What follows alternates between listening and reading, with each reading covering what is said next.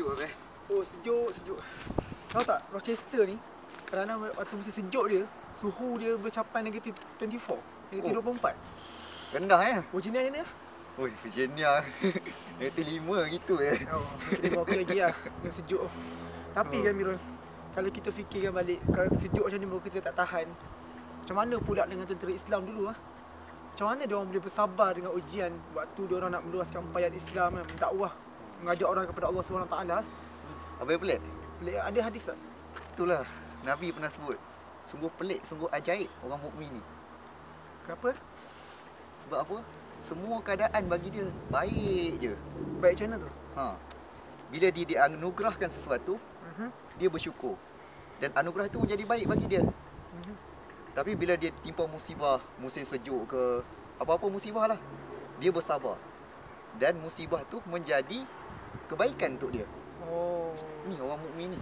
Sentiasa relax, boleh hadapi cabaran, anugerah atau musibah. So kalau macam tu ada kita ni ada ujian apa ke, macam exam susah ke, tak boleh jawab kan, result kurang baik, kita sabar kan. Sabar. Syukur. Tu lah, tenang kan. InsyaAllah benda tu akan jadi baik untuk kita. Tu lah, sejuk lapar. Rasa lapar? Apa juga bang? Nak ke apa? Lama tak makan pengat durian ni. Oh, kat US kan? Kat US tak pernah rasa lagi kan? Oh, tak pernah rasa. Pernah rasa resipi Abel tak? Resipi habis Nak rasa tak? Boleh juga. Okay, kalau macam tu, jom kita bersiaran di dapurresepiabel.com. Kita makan pengat durian. Sedap insyaAllah. InsyaAllah. Asal, jom. Jom.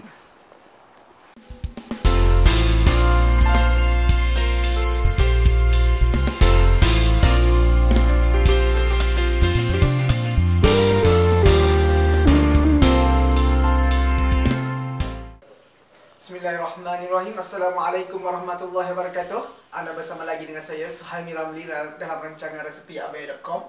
Jadi untuk kali ini saya akan memperkenalkan kepada sahabat-sahabat di luar sana tentang cara bagaimana untuk menyediakan pengat durian.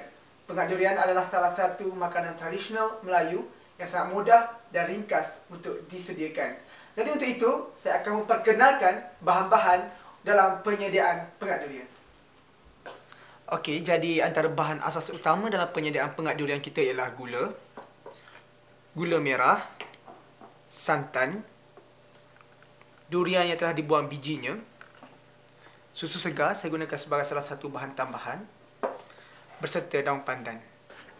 Jadi antara langkah utama dalam penyediaan pengat durian ialah kita masukkan gula merah. Masuk kecil gula merah. Mana? Kemudiannya kita tambahkan air. Segelas air.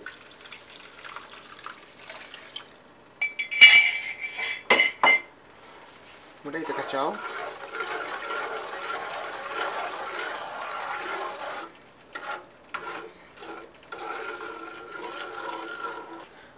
Langkah seterusnya kita masukkan durian yang telah kita buang bijinya.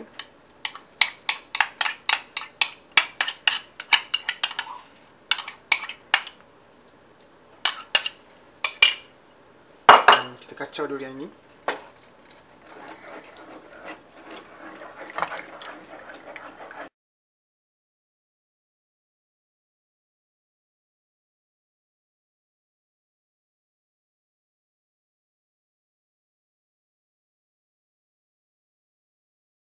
Okay, kita masukkan 2 sudu gula. Dan kita masukkan sedikit garam. Kemudian kita kacau hingga sebati. Kemudian kita masukkan daun pandan supaya pengat kita ada wangian pandan. Yang mana wangian pandan ini sangat sedap dan sangat harum. Kacau. Kemudian kita tambahkan sedikit susu sebagai bahan tambahan dalam resepi Abel. Kacau.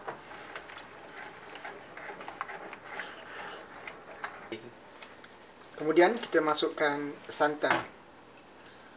Santan antara bahan asas utama dalam penyediaan pengat durian.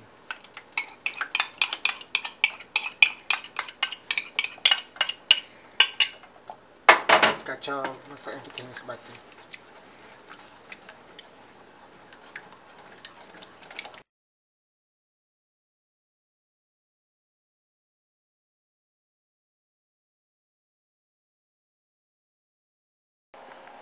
Jadi kita telah pun selesai dengan penyediaan pengak durian kita. Dan inilah hasilnya pengak durian kita pada hari ini. Yang mana pengak durian ini anda boleh makan dicicah dengan roti ataupun biskut. Dan untuk hari ini Resepi Abel dengan kreativitinya meletakkan whipping topping cream di atas pengak durian supaya ia lebih menarik dan lebih sedap untuk dimakan. Okey, untuk itu saja pada kali ini.